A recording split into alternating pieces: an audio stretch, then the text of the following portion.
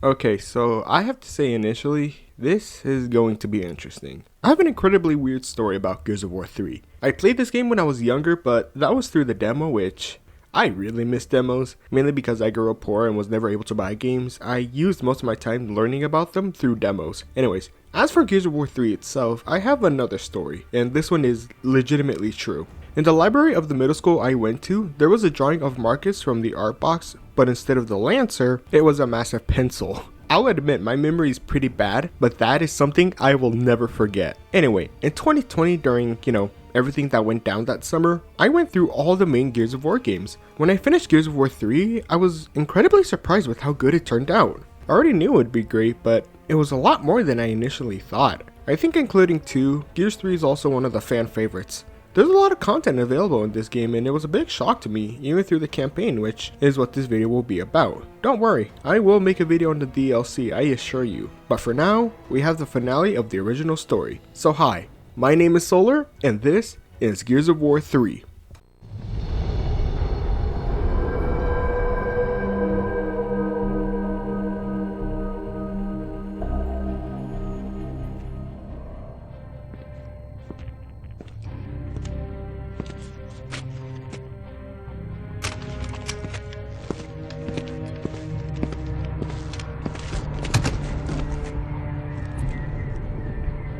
So this is how it ends.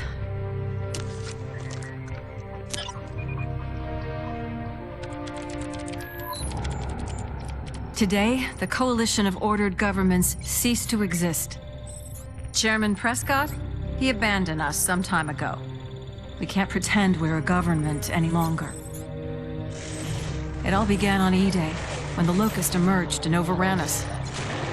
We tried to stop them with the Hammer of Dawn, incinerating our own cities, killing millions of our own people. But the Locust kept coming. The survivors from the hammer strikes, the stranded, didn't want anything to do with a government that sacrificed civilians. And after 15 years of fighting, we even had to sacrifice the last human stronghold, Jacinto. We sank the city and finally stopped the Locust army. The war was finally over. Reduced to refugees, we found a remote island where we could start again. But some things could never be rebuilt. The broken hearts, the broken minds. Then a new enemy came after us, even worse than the last, the Lambent. Now they're spreading across Serra, killing everything in their path. We've held them off as long as we can. We're out of options. Our only hope now is to abandon the island and split up. Some of us are going to live on the remaining ships. Others want to risk going back to the mainland.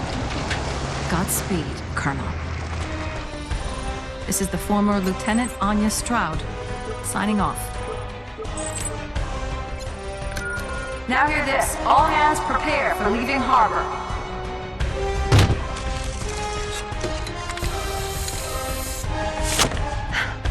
Guess we're all stranded now. We start this game very similar to Gears 1, where Marcus is in jail, but instead of Dawn breaking him out, it's Anya? Huh. What are you doing here? Getting you out. Here, put this on. You'll need it. You could get into a lot of trouble for doing this. Not anymore. Things have changed. It's your father. He needs you. Well, things are completely weird and we see why. Marcus, what in God's name are you doing here? You're going to get yourselves killed, both of you. Come on, Dad. I've come to get you out of here. I've got to save my research. Do you understand how important it is? We finally get to see what it was that caused Marcus to get court-martialed. He was helping his father before he was accidentally killed. Also, something I just noticed while going through the footage was that the characters also included Anthony and Ben Carmine. This is clearly sort of a nightmare since, like, how the hell would I explain the massive portal that sucks up a corpser? Couldn't blame them for court-martialing me. Or for the life sentence.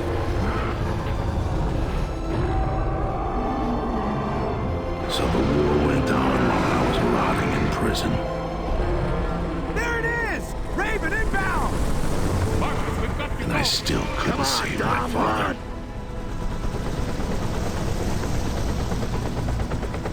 But you can't save them all.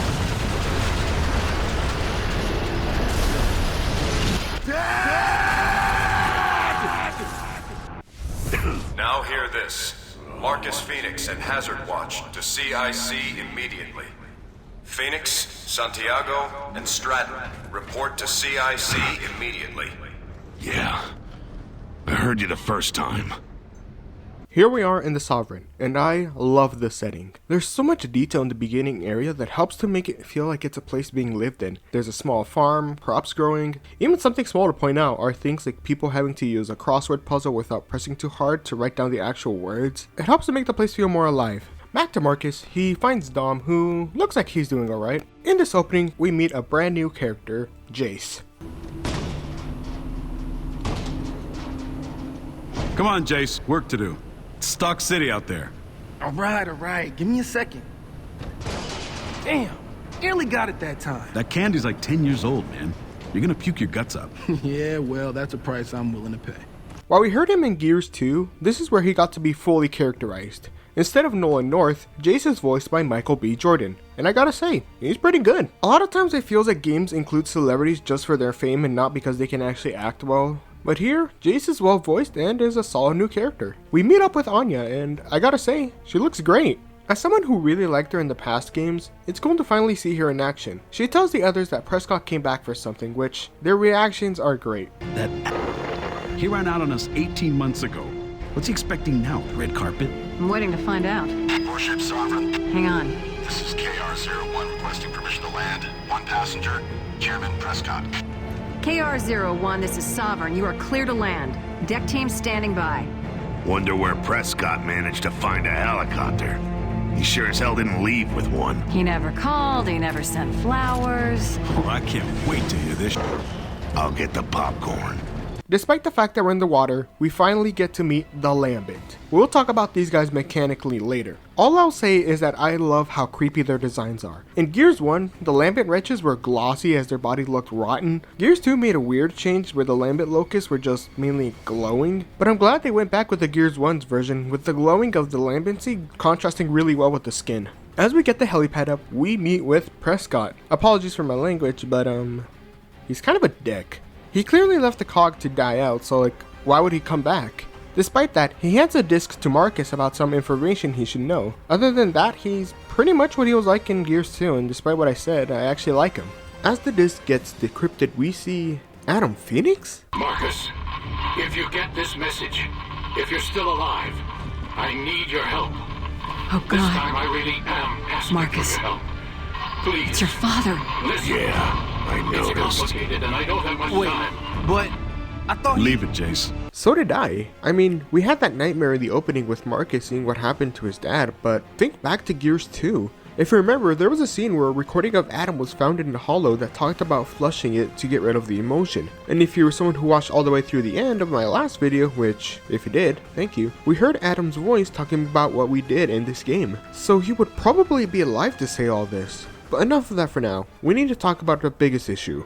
With the sinking of Jacinto, emotion was able to spread throughout the world more due to the vast oceans, possibly spreading it faster. With how we've seen emotion affect things like Locust, of course it would affect the aquatic life. The Leviathan is massive, even bigger than the one we saw in Gears 2. It tears through the ship like it's nothing. I like that it's a prominent enemy throughout the level, not just for a few seconds. But to give ourselves a bit of an advantage, we finally get to use a vehicle that doesn't play like trash, the Silverback. A one-man exosuit that can tank a lot and throw it back with miniguns and rockets. It's an incredibly fun mech to use and looks awesome. While going through the chapter, we talk to Cole, who's with Baird, and with their help, we defeat the Leviathan, but the way we won is, not what you would think.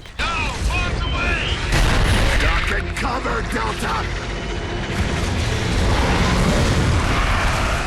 beard dropping tickers! What the hell's he thinking? Run!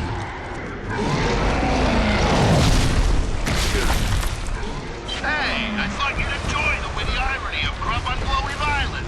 Yeah, hilarious! You're gonna blow up the whole ship, genius! Get clear! Jump! So, how did this happen? Well, let's go and see Cole's point of view. Yeah, that was a big shock for me. Getting to play as Cole is already awesome, but I honestly think this was a test to see how a section without Marcus would work. Despite having Cole and Baird, we have two new characters. First is Samantha Byrne, or Sam for short. Oh, bacon. She's a soldier of the cog who helps with others and does care for people like Dom as she made the tattoo, but also likes to be sarcastic and jokes around with Baird and giving us some amazing moments. Oh, Baird, look. That house over there. I can see us, you and me. Couple of kids, a dog. Yeah, a great big bottle of suicide pills. Well, that'll save me poisoning your dinner. There are some collectibles that help to understand her character further, but for now, there's not much more to add. She's just a solid character. The next, and undoubtedly the most known, is Clayton Carmine. Hey, Carmine, you alright? You're awfully quiet. Someone's gotta be, with Baird yapping all the time. Oh, I could gag him if you like.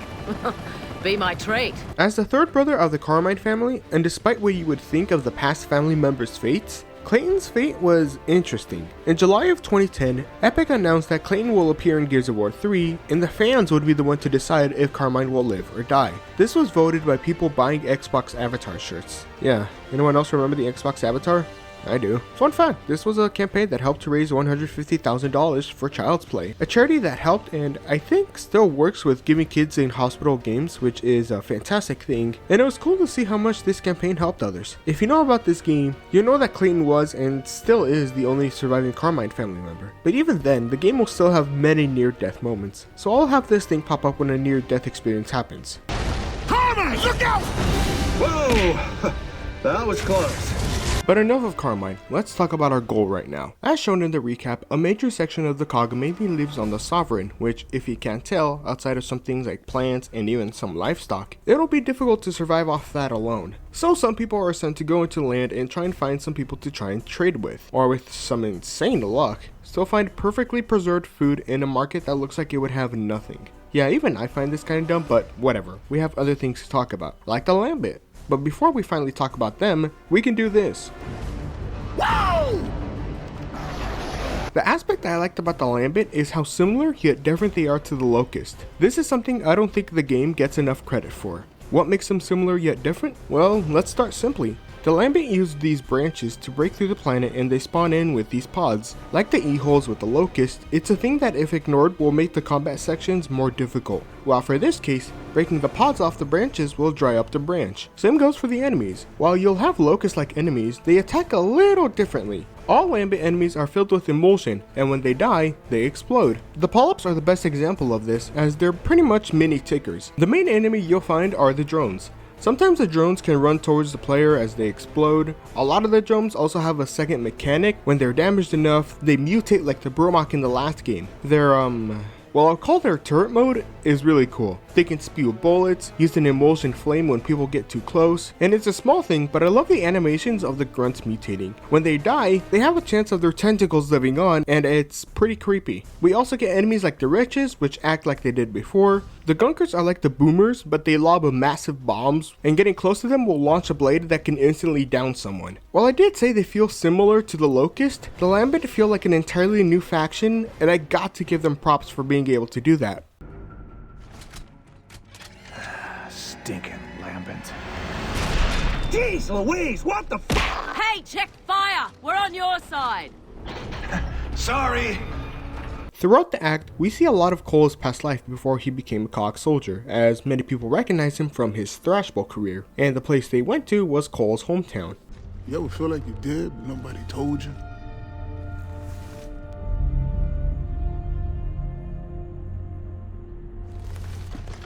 Okay, let's see what they got on special this week.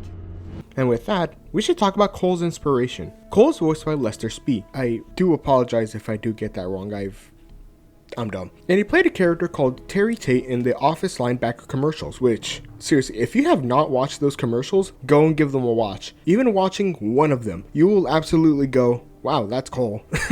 Epic really liked this character, so they got the actor to play Cole while also giving him a similar personality to Terry. A lot of this act is to give Cole some extra character, and this is honestly one of my favorite moments.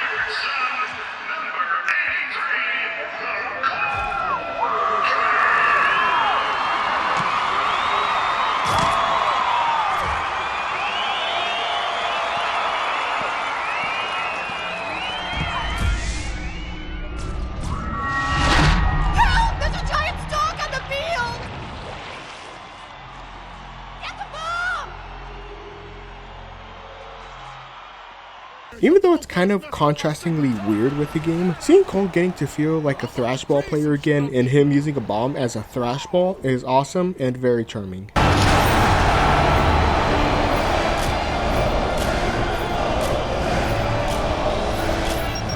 While we were able to find some supplies, the Raven was occupied by an attack from the Lambent on the Sovereign. While we can go through the bridge that the Sovereign will pass by, the place is crawling with some bad stranded. Cole decides to go with it, and after an elevator scene that absolutely should have been shattered, we zipline through the bridge. So much for diplomacy. Yeah, what else do you expect from these stranded? Let's get this over with. Hey! Those aren't stranded. They're Locust. Oh, great. Look who's back in town. Well, we did flood them out their tunnels. The Locusts are back again. After being flushed out of the Nexus, the Locusts have made the surface their new home. The thing I love about them is what Baird says about them. Hey, I like what they've done with the place. The informal, squalid look. It's grubs we're talking about here, Baird. Squalid's normal. No, when they were underground, they were organized. This looks like they've gone feral or something. Stranded. Savage. Savage, eh? Does that make them easier to fight or not? I love how much more insane the Locusts look, as if they already didn't look like, absolute monsters, with the leather armor and just more feral designs in general. I especially love the Grenadier's helmet and the drone's mask. While we go through the bridge, we, Hey, what the f*** is that? A floating locust barge? Ooh, big, slow target full of gas. Is it my birthday? Yeah, that looks dumb. I'm sorry. The gas barge is hilarious. They're like a bigger and slower Reaver, but with more weapons attached to it, and it's really funny when you kill them. As we get closer, Barrett gets the brilliant idea of using tickers to explode the Leviathan. On one hand, tickers have been used as explosives, so a box full of them could probably kill a Leviathan. On the other hand, the last time he tried to kill a Leviathan wasn't that great. You killed one, a baby, and you wrecked the harbor doing it. That one's twice the size. So what's your plan? Nag it to death? Wait a minute. You actually could. Look, ladies, one way or another, we gotta help Sovereign. Or she's screwed and so are we. Also, another thing to add is that the Leviathan is full of emulsion. So combining explosives with something that can explode. Hey, I thought you'd enjoy the witty irony of grub on glowy violence. Yeah, hilarious. You're gonna blow the whole ship, genius.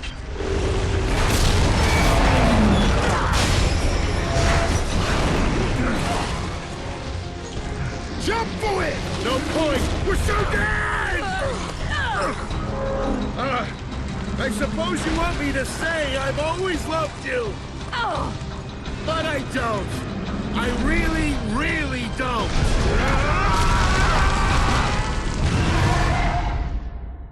I don't really have a lot of nostalgia for Gears 3, mostly because I played it, very recently. But as I said earlier in the video, I have a lot of nostalgia with this section of the demo. As we saw on the bridge, the Locusts have not backed down with their firepower, so Cole and the others head out to find if there are any survivors. We thankfully find Marcus's Dom, and he tells the others what he found out. What, do we got an echo here or something? Yeah, Prescott's back, Michelson's dead, and my father's alive. Film at 11. After a skirmish with the Locust, we find that Prescott has suffered a lot of damage and can only talk for a bit. He hands Marcus another disc, and while he can't really speak because, well, he has a ruptured lung, I'm pretty sure it's being filled up with blood and all that kind of bad stuff. He mentions something called Azura. That old bastard. He'll be furious.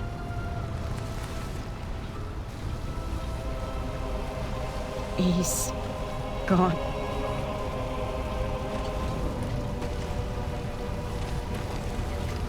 Maybe there's something else in your father's message. We've got to find a data reader. Who was he talking about? Hoffman. The bastard is Hoffman. Spit it out. Look, Hoffman's been hanging on to that data disk he stole from Prescott back on Vectis. All those damn months I spent trying to crack the encryption for him, we still didn't have a friggin' clue what was on it. Well, I bet it's the data on Azura, and that unlocks it. We have to get it to Hoffman and crack that disk. After we take down a Bromok, which was pretty easy, Barrett sets up a computer to decrypt the second disk, and according to Adam, well, he said it perfectly. Azura since Prescott abducted me from the estate. Prescott abducted me. Prescott abducted me. And I serve him. Prescott! Damn him! To find Hoffman, we'll have to go through Anvil Gate, and while that might have been easy with the Sovereign, yeah, it's kind of broken, so we're gonna have to go through the Deadlands by foot. Anyone got a pump and some duct tape? I hate those chompers. Little creeps can't leave anything alone. Ugh. Yeah, imagine rooting around looking for parts all the time.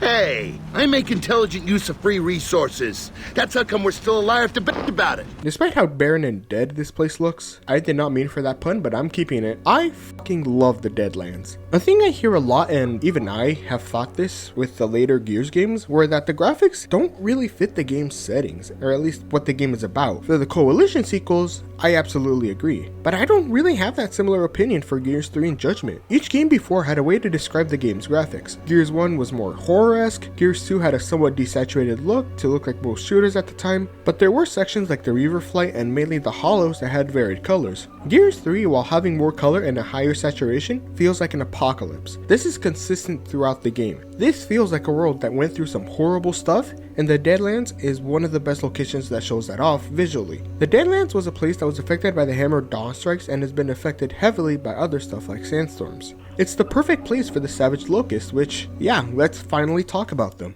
After the sinking of Jacinto and without a leader, many of the Locusts have gone feral and their tactics have slightly changed up. Instead of digging through emergency holes, they just spring up individually through the ground, which is a really cool animation. It's unknown if the Savage have any kind of leader or what they likely do is just going off their instinction, but that does mean that they had to scavenge for their weapons. Of course, they'll have things like Hammer Burst, Lancers, Gnashers, but they also got a few new weapons. First is the Digger. I don't know how to use this thing. It's a grenade launcher that, as the name says, can dig underground and acts like a bouncing Betty. Something I learned when I looked up more information about the Digger is that the ammo is a living thing. That is so messed up, but I love it. They also got other weapons like the double barrel shotgun, which has a slow reload but is one of my favorites. There's a new heavy weapon called the One Shot. Take a guess on why it's called that. But undoubtedly the most well-known new weapon is the Retro Lancer. Unlike the original Lancer, the Retro version has a slower fire rate and more recoil but does more damage, and instead of a chainsaw, it has a bayonet. With a bayonet, you of course can charge with it and...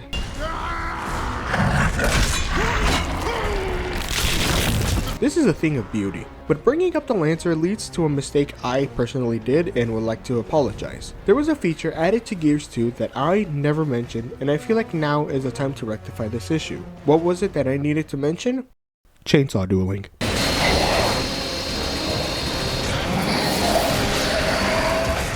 Not a lot happens outside of the gameplay other than some fun moments like getting bombarded in the trenches, and getting to see how tickets are made, and even getting to use them ourselves. After an admittedly fun fight with the Mother Corpser, we see that the Queen is still alive and is riding a massive bloatfly. Her new design is also really good. I think I did mention it, but I like the original version a lot more because I think it fits the, Locust Queen. But I do like this newer version as it feels more unique to the character herself. She tells the Locust not to let Marcus and his team reach Azura. Since Prescott also mentioned Azura before he died, this clearly has more importance than they originally thought. As we get a barge, we finally head off to Anvil Gate to try and find Colonel Hoffman. Okay, ladies and gentlemen, if you look over the side, you might see Anvil Gate, the lovely historic city of Anvagad.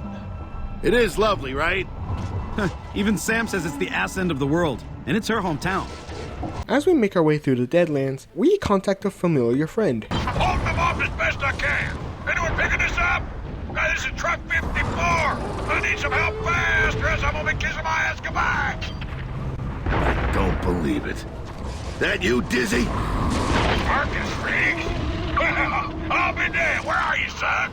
Yeah, Dizzy is alive. This was the thing I have wanted to know for so many years since Gears 2. How did Dizzy survive and what happened to him after the attack on Scourge? According to the fandom wiki, Dizzy was able to escape from Landdown with his rig. He reunited with his daughters as well as the Cog after the sinking of Jacinto, and he helped with things like getting a naval base up. Most of this info comes from the extended media like the books, so I can't really say much was in the game, which is genuinely a disappointment for me personally, but having Dizzy back is still awesome, and Peter Jason gives him a lot of personality.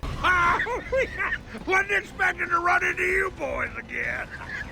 Come on, help me move some of this ammo before the damn grubs come back. After getting Dizzy back, we learn that Hoffman still has the second half of the disc, and that can help with fully decrypting what we need to know about Azura. As we head to Anvil Gate, we see the Locusts are preparing an attack, and the Queen disrupts us with her bug that can shoot lasers. Yeah, I would say that's absurd, but this is Gears of War. Last game we were fighting a massive worm and creatures that shall not be named. Baird, any way we can slow this thing down? Oh, it'll slow right down when we crash. Thankfully, after the crash, we meet Colonel Hoffman, and before they say anything about the discs, Marcus lets them know about the upcoming attack, and as they head to Anvil Gate, we finish Act 2 and start Act 3. Hoffman has been overseeing Anvil Gate since the departure of the Sovereign. Despite being a high-ranking member of the COG, he was never really told about what happened to Marcus's dad, or even what the disc he had was. And his response? Well, Phoenix, I have no damn idea what to say. And that's a first for me. Unfortunately, we can't continue the conversation as the Locusts have started their attack on Anvil Gate. This section of the game was always one of my favorites. I especially like the amount of Locusts that come in to attack. The thing that kind of ruins this part is that you need the Locusts to actually advance the level in a weird way, but it does lead to us using a tanker to stop the attack. There's nothing much more to add. It's a fun section. But that's downright unbelievable, even for that. So, this thing your dad's invented, it'll kill off a Lambent? What about the rest of the grubs? No guarantees. Just because they turn into Lambent doesn't mean it'll work on them. But we still gotta find out where Azura is. Shame about the hammer. It's just what we need. Damn thing. It still triggers a few satellites, but forget about accuracy. Maybe I can fix that. Baird, here's the disc. Amaze me. This is Birdie. I don't know a lot about her, but from what we got, I like her. What? Did I miss something, Blondie? I'll let your old man fill you in. Just keep an eye on his blood pressure. Stay calm, deep breaths, that kind of stuff, okay? Now we head out to get Anya and the others. The thing to mention is that when you get to Anya, the Locust thinks it's in multiplayer.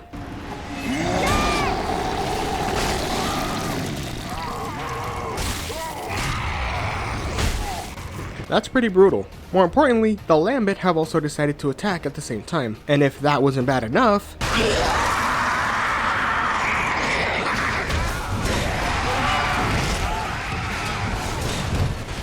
Look out! Yeah, we got Lambent Berserkers. But no worries, we got the Hammer of Dawn online, and it takes it out. Now we can head back to see what... What the hell?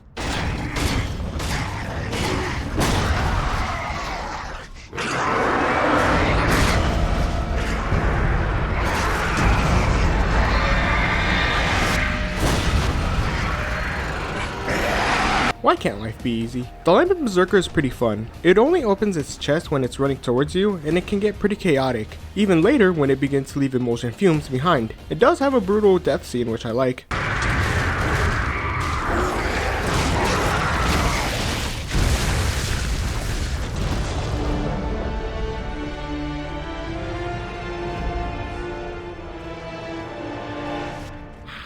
So, how was it for you?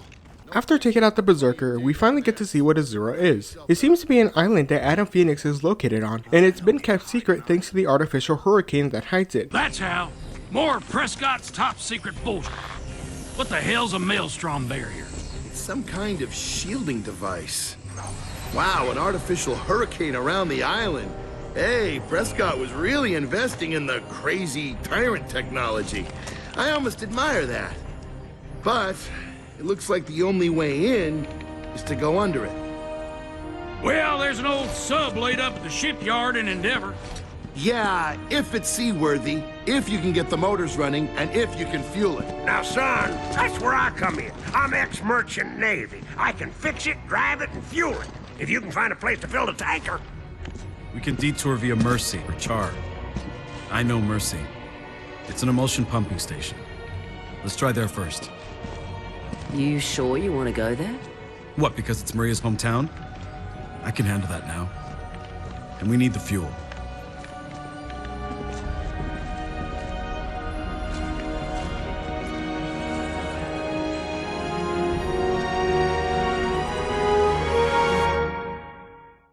The next day, the team decided it will be easier to split up. Cole, Baird, and Carmine are going to see if they can find others to help them, while Marcus and the others will find fuel on a submarine. Man, I wonder what Cole and Baird will be up to. Now we head out to Mercy, and we have a fun section with the new weapon called the Vulcan. It's a shoulder-mounted machine gun that rips through everything, but it does have some downsides, with the fact that you need another person loading the weapon, and doing it manually is really slow. Throughout this section, we see how much emotion has spewed onto the surface and how rotten the place looks. I gotta give it to the visual artists. They did really good with making the Lambent incredibly creepy.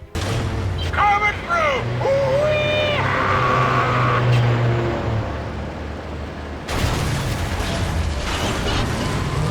There goes my good driver discount! Now we made it to Mercy. Not only was this used as a large fuel depot, but this is also Maria's home, and it seems to have a toll on Dom. So when were you last here, Dom? 15 years. Maria's family, they're buried near the church. I wanted to bury her and the kids here too. Throughout the city, it seems that there is no one around. Despite that, there are bombs set up around the pipelines, and the only person we see is incredibly paranoid about some sickness going on. We find the old man dead from something, and we find another survivor, but it was something that no one expected.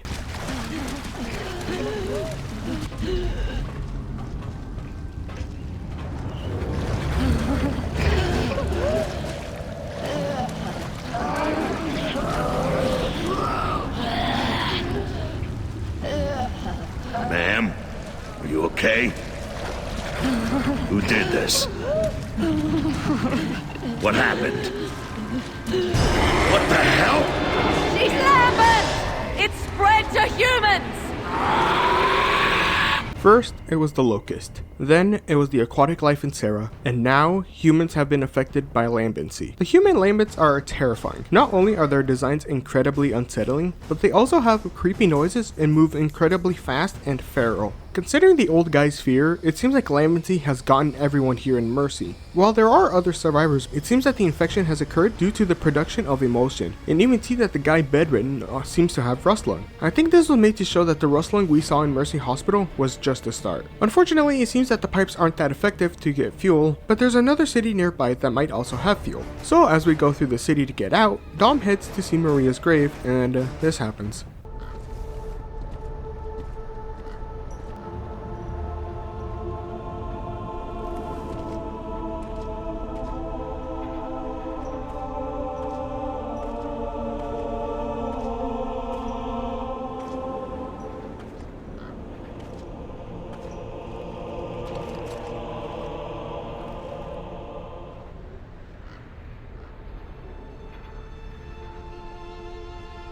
Maria.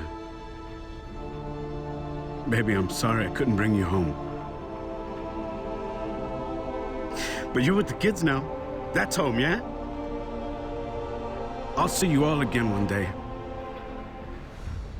Look, Marcus is busy saving the world again, so I gotta be there for him.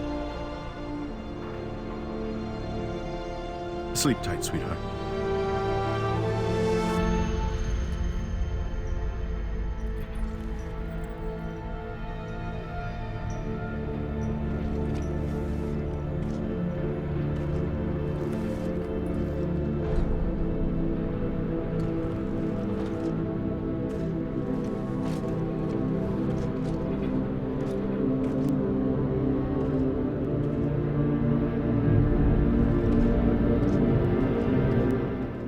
Looks like we'll need to get out as the Lambent have destroyed everything here. And as if things aren't already bleak, the Locusts decide to attack us. Dom does something that, well, I'll let you see. We're surrounded! There's too many! We're not gonna make it! Hold them off! Just hold them off!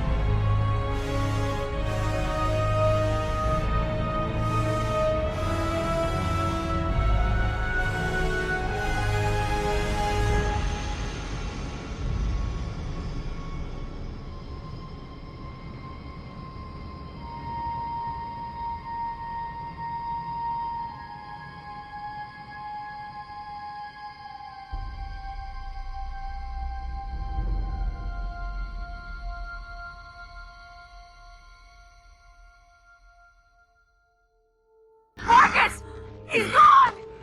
He's gone! There's nothing you can do! Stop Get it! off me! Damn it! Let me get him out of there!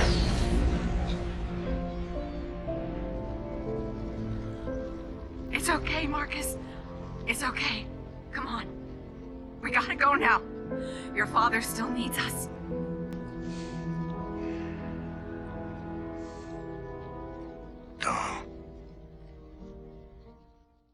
Even after playing this game multiple times, Dom's death is still really effective. What makes it more effective is the song used, called Tears for Fears. This song was originally played on one of the first reveals of Gears of War, and I can see why this song was chosen because it does a great job at showing the desperation of the Locust War, and I think it's a really good callback. Now we started Act 4. While searching through Mercy, there was a glance at a city close by. That city is the city of Char. As you can see, this city was impacted heavily by the initial Hammer of Dawn strikes. The destruction is massive, and the most unsettling aspect is the bodies of ashes left behind. Daisy talks about how this city is not the friendliest with most outsiders, which is confirmed by the traps surrounding the area. We better check that out. But carefully. Oh, you bastard! Now you see that there? That ain't funny. You got one chance. Don't piss me off. Griffin don't want no outsiders in this town, especially Cog. You took a big risk coming here. Look, all we want is fuel, and then we'll go. Is this Griffin willing to trade? Well, lady, he might want to do business with you. Just take us to see him, little man. Now.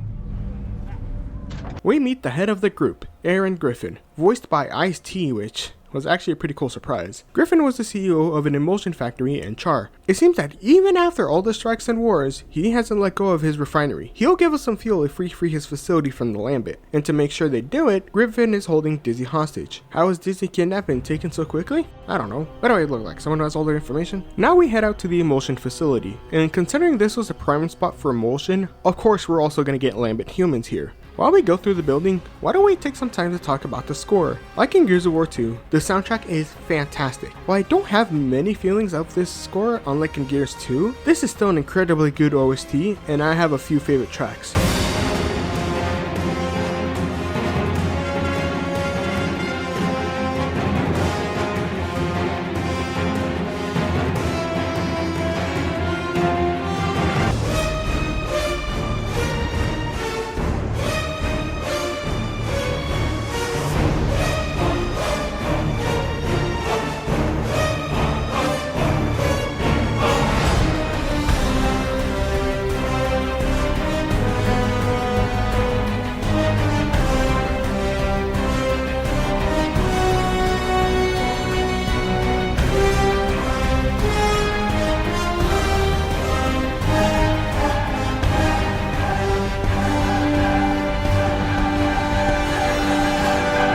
Unfortunately, as we clear out the facility, Mira comes by with her bloatfly to take out Griffin's building. The only people to survive are Dizzy and Griffin. Everyone else is dead, and as Griffin goes on to rant, Marcus counters with one of the best delivered lines in the series. You fucking Cog bastards! Everywhere you go, everything you do, it's always nothing but death, pain, and miseries, you piece of shit! I just lost my brother, all right? You hear that? My brother! You and your tower and all this emulsion can go to hell! We'll settle this shit another time, Phoenix.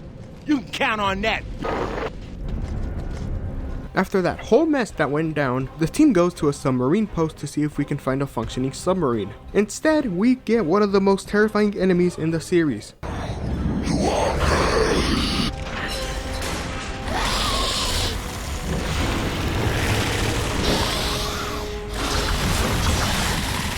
Look out!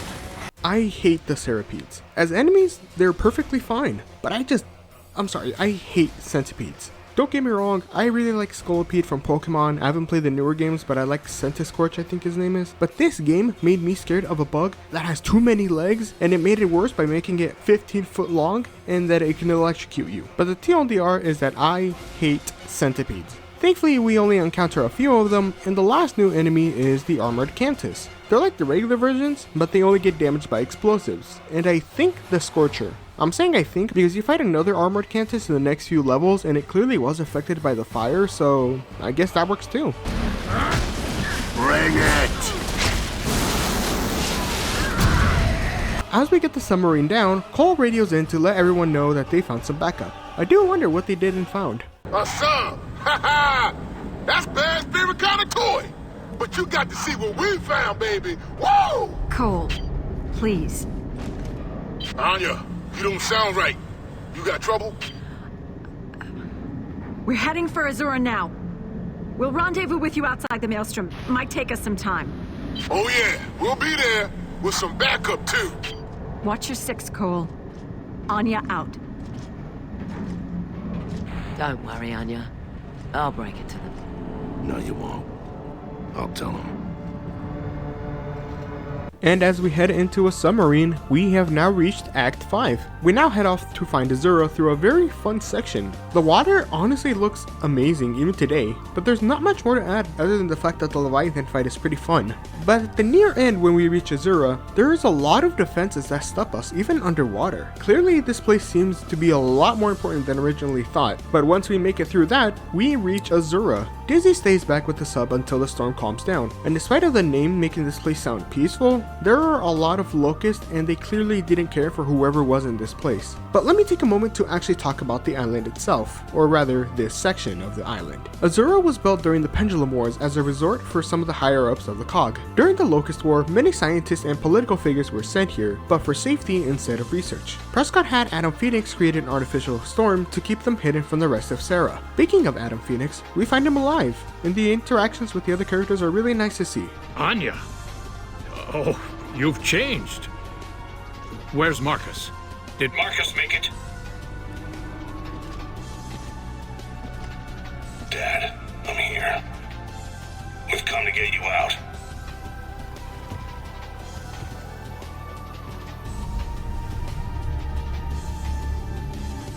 It's good to see you again.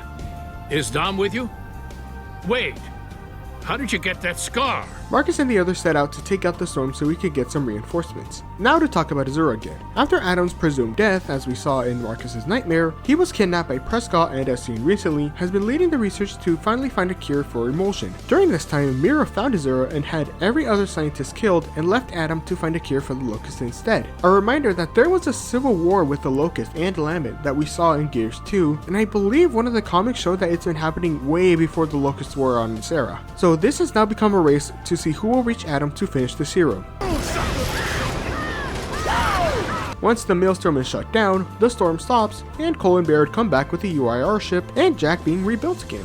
It's always good to see that little guy. They learn about what happened to Dom and the reactions are great. Hey, where's Dom and Dizzy? Dizzy's taking the submarine offshore. Dom didn't make it.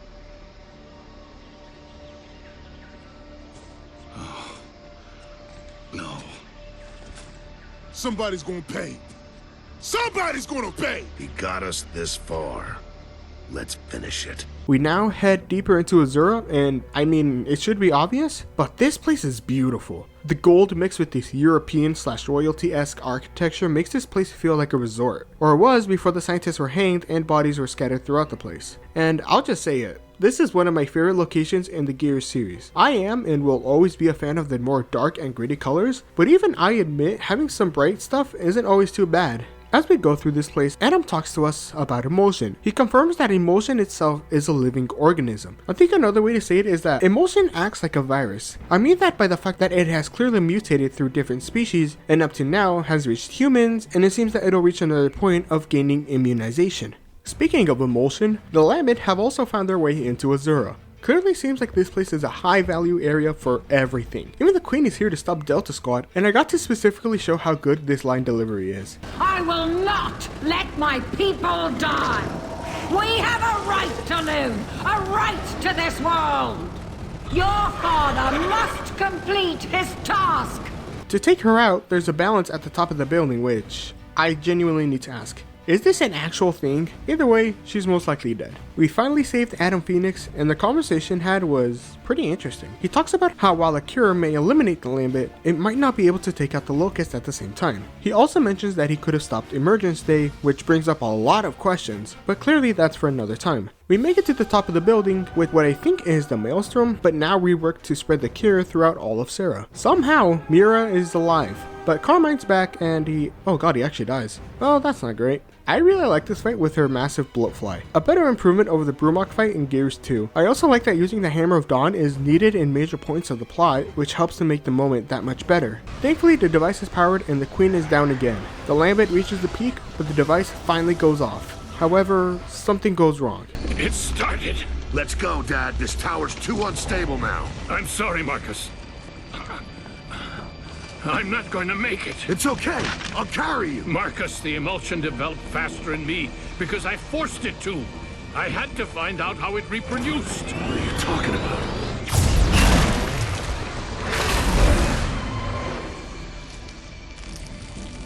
Oh. No! You are not going to die! It's too late, Marcus. Every cell in my body's breaking down. And this is going to happen to every contaminated cell on Sarah. It has to. No! Damn it, I can't lose you again! I'm glad I was able to see you again, Marcus. Now go and live for me.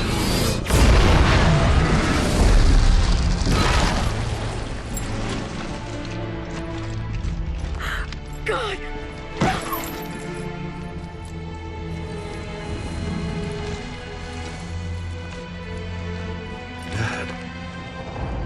Dad, no. He's gone. He's gone! He's gone.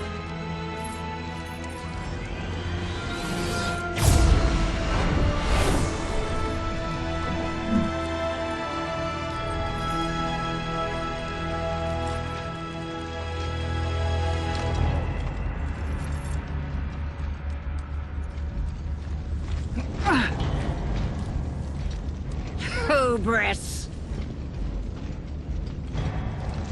Hold your fire. Ah, so pious and moral, even now. Is that what you think? Your father always thought he had all the answers, but he had none. Nothing but clever ways to kill. The Hammer of Dawn, Jacinta, and now this. And his arrogance finally killed him. Feel that? That's from Dom. And everyone else you've killed, you bitch.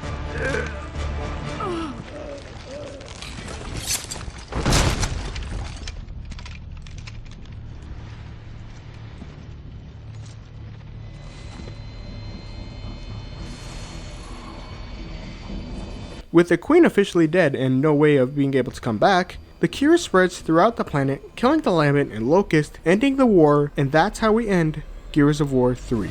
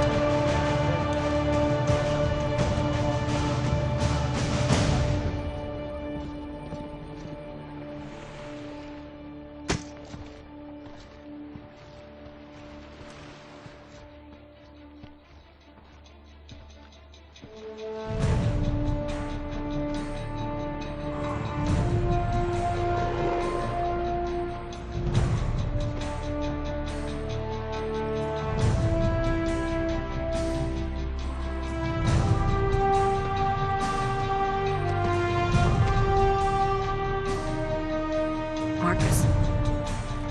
Whatever it takes, I'm here. What's left on you? What have we got left now? Tomorrow, Marcus.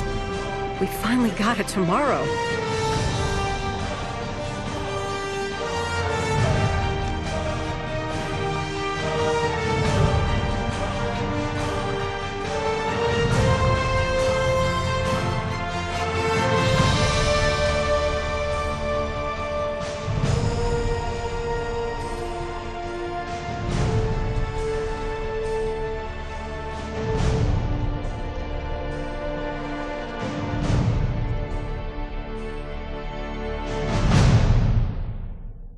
I need to say something that's truthful. I had a difficult time trying to think of how I'm going to summarize my thoughts, but I think I know how to talk about it. I'll admit that the sequels really soured me on this ending, mainly from the whole "Now go and live for me." And then we see Marcus more arrogant in the future than in the first game. It's more of a me thing personally. I just wasn't really a fan of what happened after the sequel. Other than that, and even putting that aside, I still love this ending. Finally seeing the characters have a tomorrow after so many years of pain and suffering. As a game, this was fun to go through. Lambent were great new enemies, new weapons were really fun, a great game with a genuinely fantastic story and finale. That's all for me for now. Next video is going to be something a little different. There is another story that I want to talk about, but that's for another time. Anyways, thank you all for watching and have a great day.